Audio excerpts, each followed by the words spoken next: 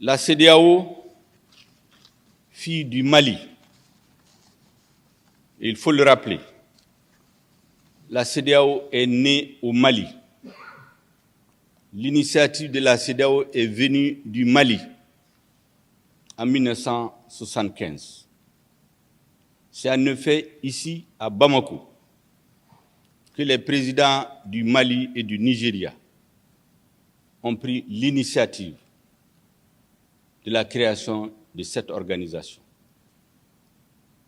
Initiative qui a été partagée avec leurs homologues qui ont adhéré.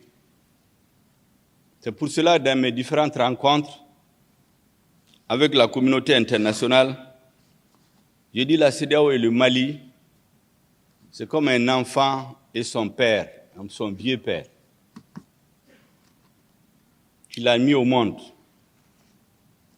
qu'il a élevé, qu'il a nourri, qui a grandi. Le vieux père aujourd'hui est dans les difficultés. Il est malade, il est agressé, il est affaibli, il est tombé, il est même humilié. Ce qu'il attend de son fils, c'est de lui tendre la main, de l'aider à se lever. Mais la CEDEAO a décidé de nous sanctionner. Nous en prenons acte tout en déplorant la décision.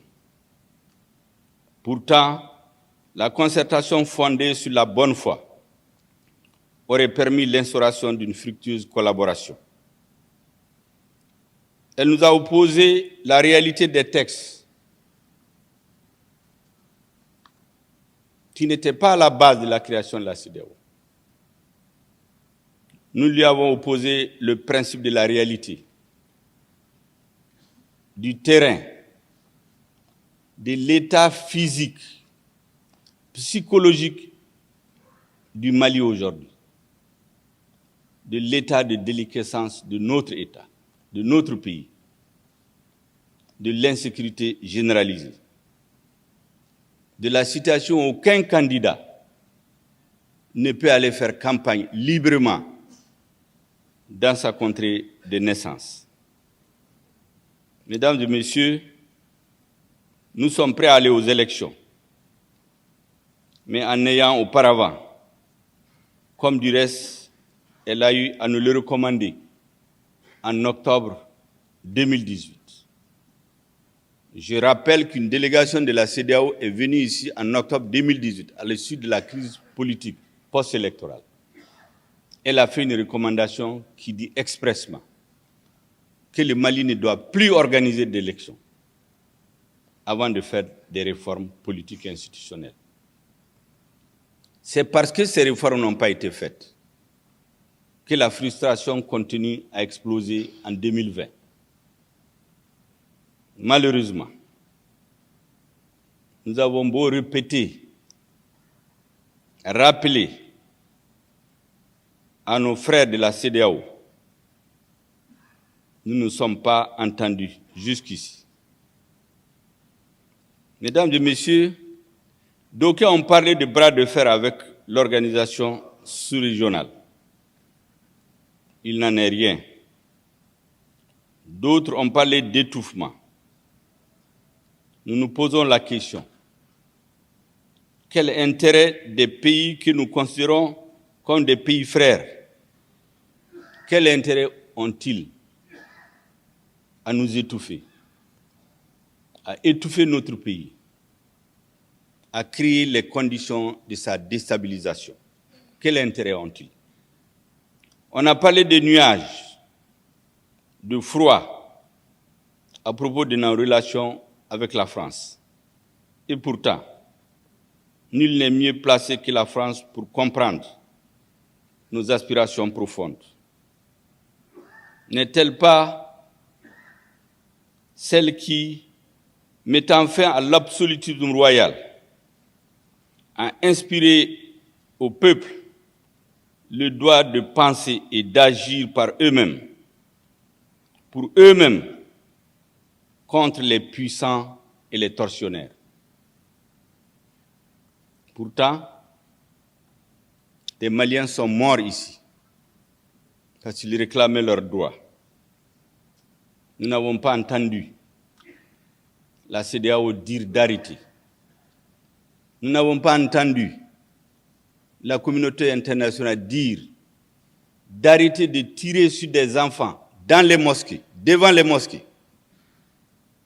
Nous n'avons pas entendu dire que la bonne gouvernance doit être instituée, ce qui est inscrit dans les textes de la CEDEAO.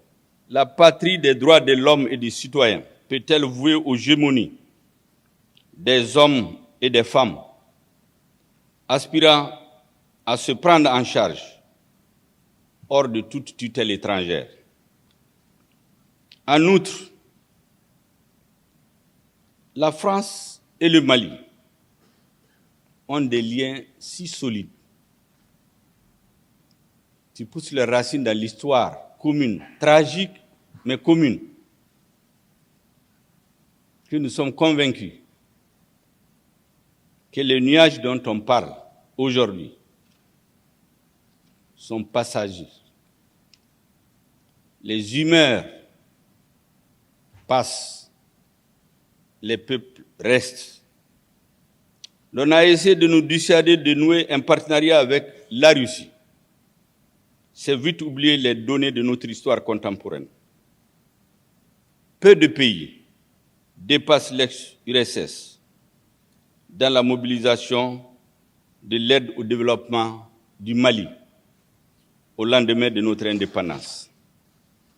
Enfin, certains ont parlé d'isolement. À cela, je réponds. Le Mali n'a jamais été isolé. Le Mali ne sera jamais isolé.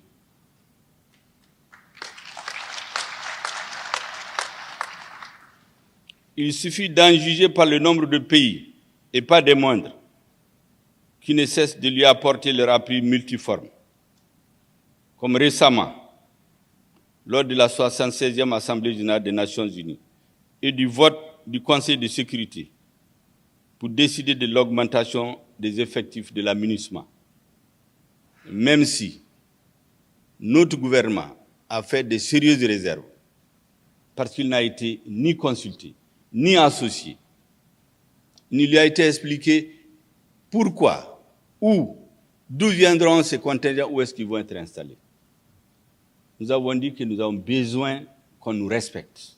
Et c'est pourquoi j'ai dit récemment que notre dignité ne peut pas être marchandée. Ce qui doit être clair pour tous est que les Maliennes et Maliens, dans leur très écrasante majorité, ont opté pour une transition de rupture. La transition de rupture est une donnée non négociable.